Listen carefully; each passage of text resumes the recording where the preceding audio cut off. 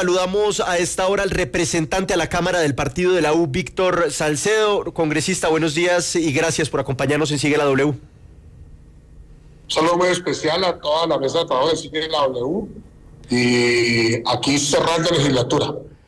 Sí, señor, y antes de que hablemos ya del fondo de lo que pasó, lo que no pasó, el balance general, quiero que usted como profesor de colegio me diga cómo le fue al presidente de la República de 1 a 10 esta legislatura en el Congreso.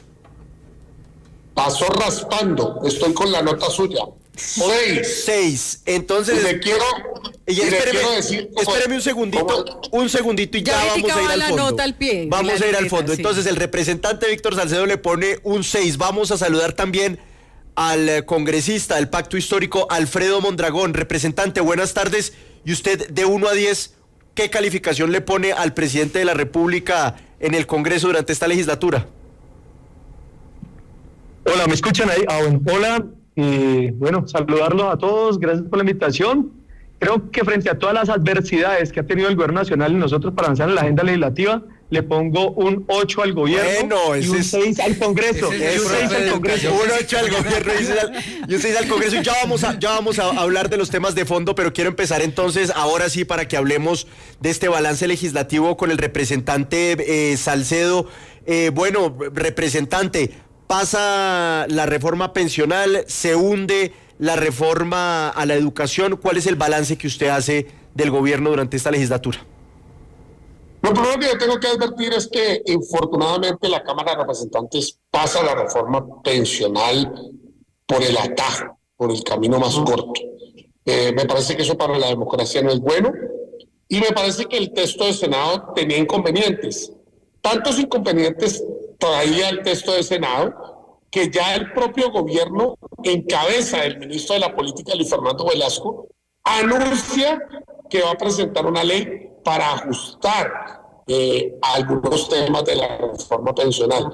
Y yo tengo que advertirlo, el articulito famoso aprobado a última hora es un artículo que no tiene, primero, para mí, principio de constitucionalidad, y segundo, pues no tiene aval fiscal. Usted no puede pretender mediante un artículo pensionar unos grupos poblacionales de manera diferencial.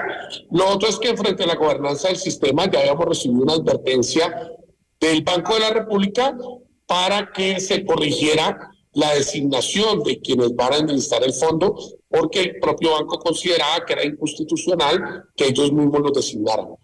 El otro tema de la reforma pensional que venía en la ponencia, que infortunadamente no se discutió en la Cámara, es que en el pilar semicontributivo, el texto del Senado plantea que solamente se le hagan devoluciones a quienes han cotizado entre 0 y 299 semanas de sus saldos, sin rendimientos.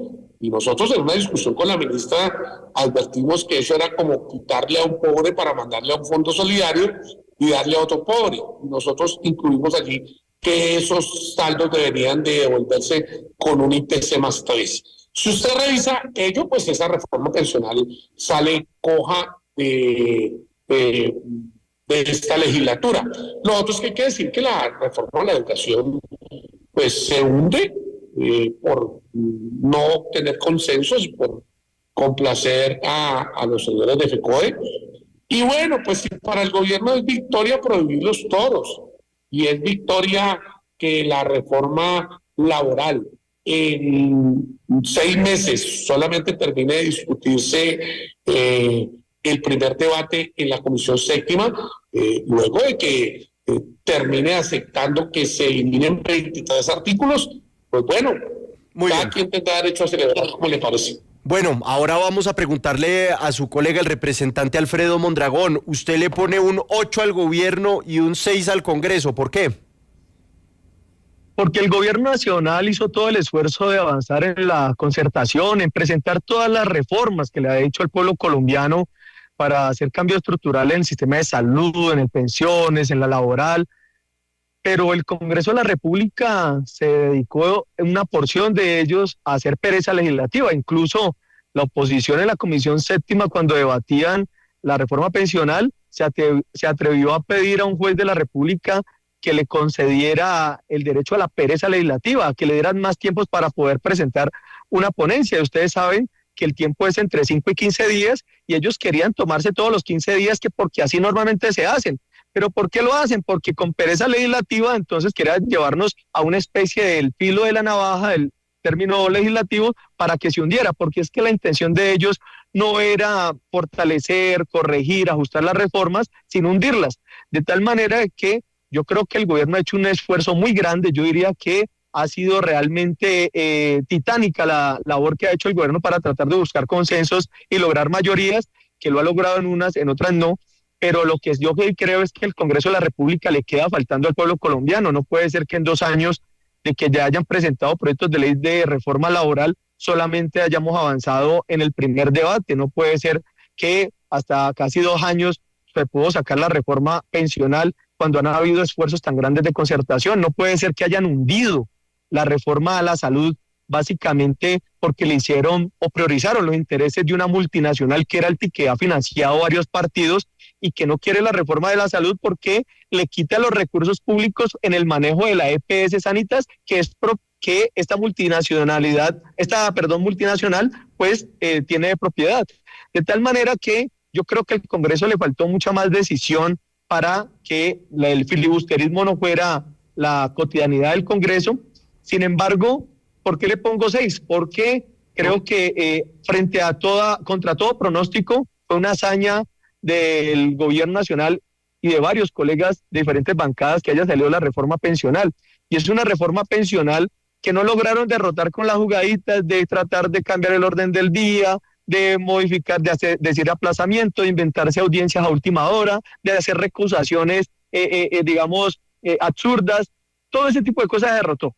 Y ahora que se logra aprobar, porque ellos lo que querían no era que se hiciera un debate ya de más tiempo en Cámara, ellos lo que querían era que llegáramos hasta el último momento de debate y que NAMI hiciera básicamente lo que hizo con la ley estatutaria de educación, que como no había las condiciones para aprobar el sabotaje que le hicieron a la ley estatutaria de educación, que la volvieron regresiva, entonces lo que hizo fundirla para que no hubiera realmente una reforma positiva como la que había salido de la Cámara. Así que yo por eso sostengo que el Congreso todavía en la legislatura que viene se va a tener que reivindicar con el pueblo colombiano para que avancen las reformas sociales, y creo que en todo caso la reforma pensional, que podría sacar de la pobreza extrema a más de 2.600.000 colombianos que están en edad de pensión y no van a tener ningún ingreso, están básicamente por debajo de la línea de la pobreza, están en la pobreza extrema.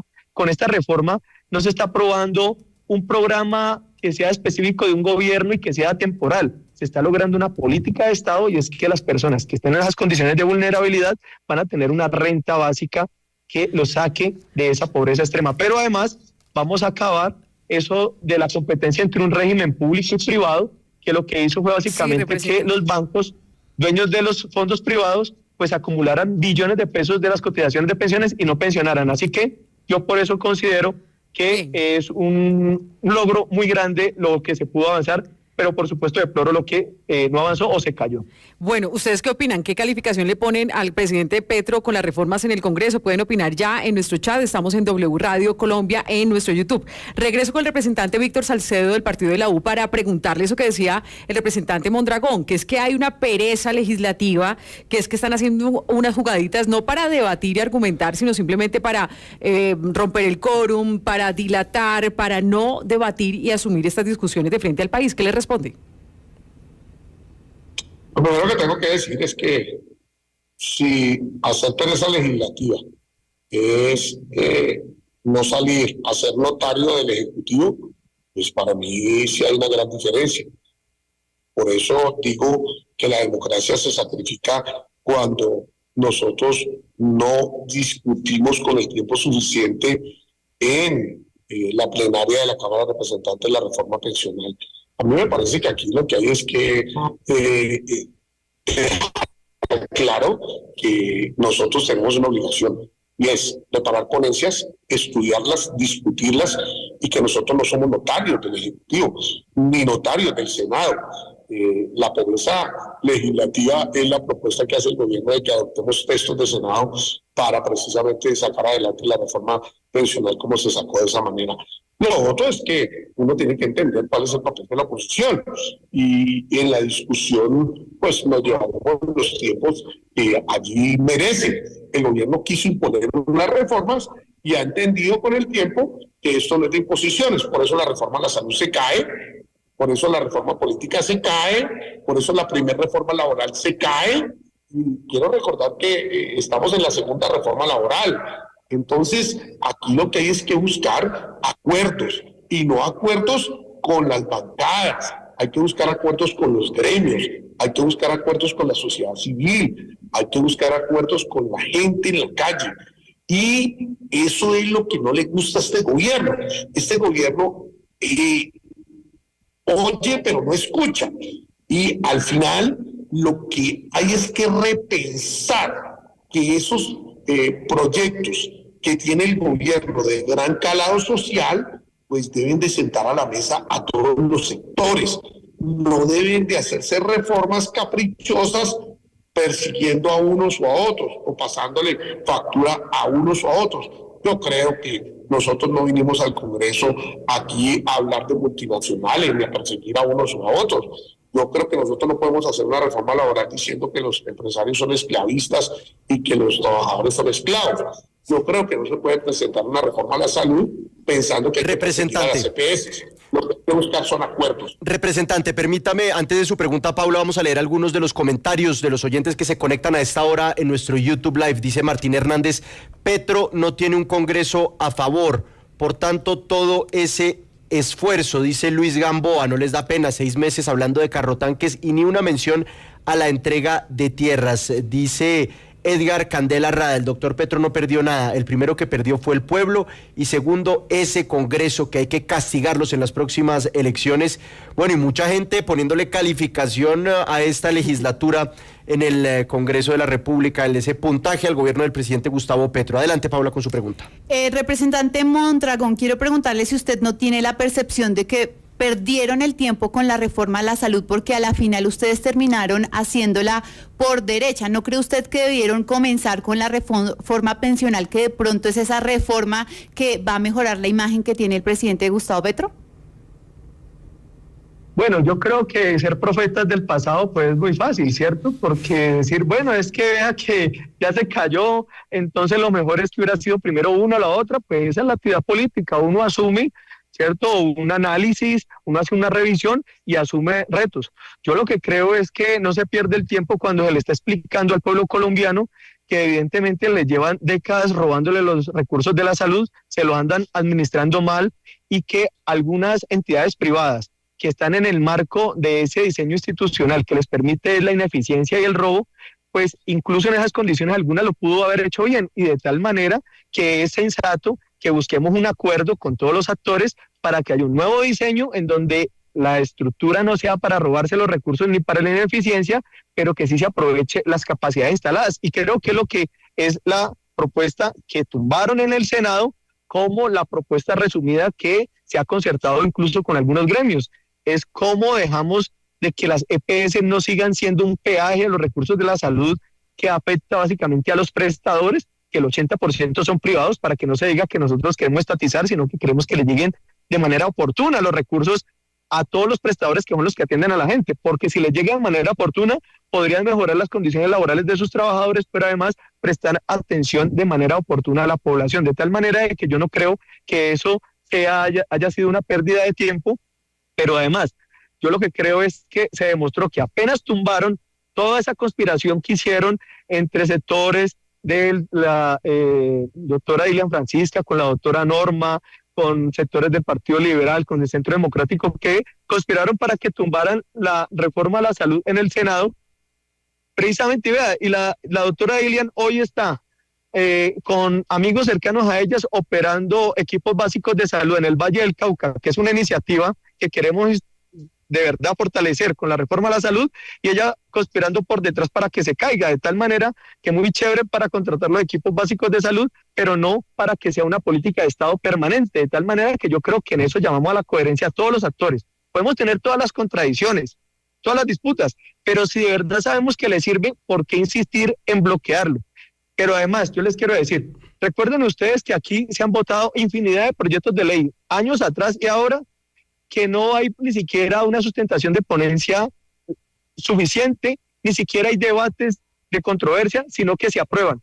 De tal manera que la Corte Constitucional no ha dicho que el debate tiene que ser porque hubo más debates, más minutos del congresista opinando, sino porque hay principio de publicidad.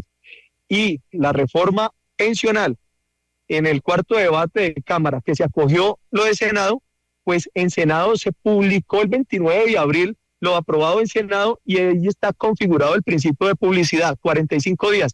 No pueden decir congresistas que se hizo a las carreras o que no conocían cuando tenemos una UTL de muchas personas para poder conocer el documento. Así que yo creo que estamos avanzando de maneras significativas y siempre que el pueblo colombiano esté reconociendo los avances o retrocesos, creo que es un gran aporte a la formación del pueblo colombiano en sus intereses. Representante Víctor Salcedo, el presidente de la República anunció desde Suecia que antes de iniciar la nueva legislatura el 20 de julio, pues va a haber un remesón ministerial, va a haber cambios en varios ministerios.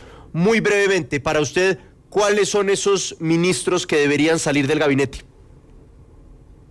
Le voy a responder primero a Alfredo Mondragón, que es muy dado a criticar a los dirigentes políticos. Nosotros no estamos aquí para hablar de la gobernadora del Valle, que cumple su papel allá.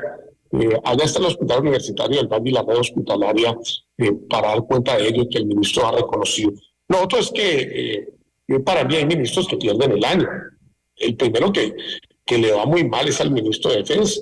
La situación del país es evidente, la violencia en la que estamos sumidos. Le va muy mal al ministro de Justicia. Me parece que es un muy mal mensaje para el país. Situación tan grave como la de Tuluá, nosotros estemos dialogando cuando sabemos la gravedad del asunto que hay allá y el gobierno. Ustedes como medio entrevistan a una persona que confiesa que mandó a asesinar al alcalde de Tuluá, y a los 5 días el gobierno está sentado con él en la mesa. Me parece que hay ministerios que la ejecución habla por ellos. Le va muy mal al Ministerio del Deporte, pero no es culpa de la última ministra, es culpa de las rotaciones que han habido allí y de la pésima gestión. El deporte está al garete. El Ministerio de Agricultura hoy para mí tiene un problema muy grave. Está comprando tierras, pero no está comprando tierras con vocación de producción agropecuaria. Eso es un desorden. Ni hablar de la Unidad Nacional de Gestión del Riesgo, ni hablar de carteras que hoy tienen un problema como la cartera de salud, que tiene una situación gravísima, porque la Superintendencia de Salud hoy, y lo revelé esta semana, le está diciendo a través de los interventores a la red hospitalaria en Colombia que las cuentas se las pagan al 50%. El representante gabinete. Debería el presidente hacer un remesón muy fuerte. El representante Salcedo nos dejó al presidente, mejor dicho, sin ministro. Sí. No le gusta ni agricultura, ni justicia. ¿Le gusta alguno? Ni salud, ¿le gusta alguno? Mauricio Marín, ¿le gusta? No, sí, yo creo que hay ministros que hacen la tarea. Yo tengo que decir, y pueda que a mí no me guste el ministro de Hacienda, pero el ministro de Hacienda hace su tarea. Aquí estamos precisamente frente a la ley de endeudamiento. Me parece que hay ministros que por lo menos ejecutan el presupuesto, como el señor Mauricio Liscano, con el que tengo más diferencias pero ejecuta el presupuesto.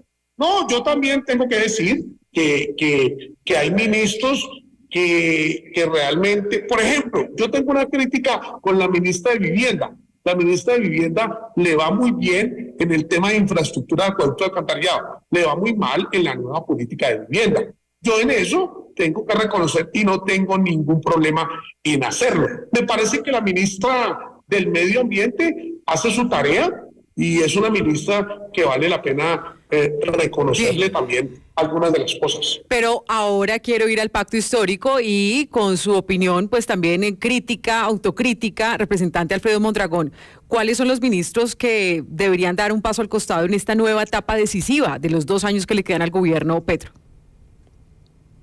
No, mira, la verdad es que yo no tengo, digamos, candidatos para sostener ni para pedir que retiren. La verdad es que yo sé que hay unas funciones del Ejecutivo que yo no manejo, hay unas dinámicas internas que yo no manejo. Yo sí creo, por ejemplo, que está de acuerdo que saliera Mauricio Marín, por lo menos de la fiduprevisora. Y yo entiendo que en eso entra en una contradicción con el doctor Salcedo y con el partido de la U, pues porque era una... No conozco al señor Marín, pero entonces, por ejemplo, me decían que era una persona traída por Dilian y por Alejandro Gaviria. Y yo entiendo que por ahí... Vuelve usted a hablar de Dilian. Silencio. Usted mantiene enamorado de Dilian. Pues las mujeres no desmerecen nada, pero si es políticamente hay que decir cosas. Y es que, por lo menos, para que lo digamos claramente, cuando el ministro de Defensa o las situaciones o las cifras de seguridad tienen alguna dificultad, por lo menos en el Valle del Cauca, entonces todo es culpa del gobierno nacional. Pero cuando empiezan a mejorar, pues precisamente es que la gobernadora dice que es un trabajo conjunto porque es el gobierno el que tiene la infraestructura. Cuando las cosas tienen dificultades, es solamente el gobierno el culpable, pero cuando ya van mejorando, entonces sí que es un trabajo articulado. No, yo creo que tenemos que enfrentar responsablemente y colectivamente el ejercicio. Cualquier gobernador de la seguridad del país. Sí, pero entonces que no se atribuyan cuando las cosas van bien, porque si es una responsabilidad del gobierno nacional... Pregúntele a cualquier gobernador y a cualquier alcalde cómo va el tema de seguridad en Colombia. Pregúntele. Sí, seguramente lo va a preguntar, pero lo concreto es que Dilian ha gobernado ya va para 12 años y estaba sorprendida porque han descubierto una carretera, yo no sé cuántos kilómetros que ha hecho no sé qué organización armada. Pues la hicieron durante todo este periodo en que ellos han gobernado. Entonces yo lo que creo es que no deberíamos ponernos tan insistentes en estar mirando la paja en el ojo ajeno, sino en tratar de hacer un trabajo articulado, y lo hemos dicho nosotros, incluso con los gobiernos que no son adversos al gobierno nacional. Incluso el gobierno Petro ha dicho, con Fico y con este señor Rendón, busquemos espacios de entendimiento, pero no puede ser sobre la base de que cuando están andando bien las cosas es producto de ellos, y otra cosa cuando están mal... ¿A usted le gusta la gestión de la unidad de gestión del riesgo? Del actual sí. Me parece terrible. Me parece terrible ese señor Olmedo, y yo he sido uno de los que lo he dicho públicamente, que venía incluso del polo, y dije, ahí hay que sacarlo, y yo creo que el presidente Petro no se dedicó a camuflar, sino a actuar, y me parece muy bien que haya ingresado una persona como el señor Carrillo, que no le ha temblado para denunciar posibles intervenciones indebidas de sectores políticos, y también les ha frenado contrataciones al señor Olmedo. Entonces yo creo que las cosas efectivamente están para enfrentarlas. Yo lo que sí creo es que el gobierno tiene que ser mucho más férreo y exigirse más para que avance la reforma agraria. Y hay que ejecutar el presupuesto, Alfredo. Hay que decirle a los ministros que ejecuten el presupuesto. Estoy de acuerdo. Yo, por ejemplo, creo que el Ministerio de Salud debería hacer un esfuerzo muy grande por seguir intentando tener los equipos básicos de salud en todo el país y con el apoyo de los gobiernos locales, así sean cercanos o no sean cercanos al gobierno. Yo creo particularmente que Camacho de Minas y Energías está haciendo un esfuerzo muy grande para tratar de avanzar en las comunidades energéticas, que no es otra cosa que materializar la posibilidad de la democratización energética. Entonces, yo sí quiero valorar eso. Por supuesto, el más crítico de todo esto, y eso sí no le voy a quitar el puesto, es el mismo presidente Petro. Petro es el que permanentemente está criticando a su propio gobierno porque no ejecutan, porque les falta decisión para tomar decisiones, o incluso porque a veces no terminan escuchando a la ciudadanía para hacer un trabajo conjunto con dirigencia política, pero también con la ciudadanía. Entonces, yo creo que eso se lo quiero reconocer y valorar, pero también decirle al país, toda situación de posible corrupción con evidencias claras que vengan o de denuncias de medios de comunicación, de la oposición o de parte de nosotros, yo siempre esperaré que haya una respuesta inmediata, como la ha hecho el presidente Petro, para que no siga vagabundería como la que tenía Olmedo allá. Porque no se salva solamente porque él haya dicho que el presidente Petro no tiene nada que ver. Por supuesto que bien, listo, porque es que no tiene nada que ver, pero eso no ha hecho que el presidente Petro siga condenando de manera abierta que en nuestro gobierno esas acciones tienen que ser sancionadas de manera inmediata y esperamos que las organizaciones y todas las dirigencias se pongan a esa disposición. Pues ahí están los puntos de vista desde dos sectores políticos distintos. A nuestros invitados, representante Alfredo Mondragón y representante Víctor Salcedo, gracias por habernos acompañado esta tarde en Sigue la W.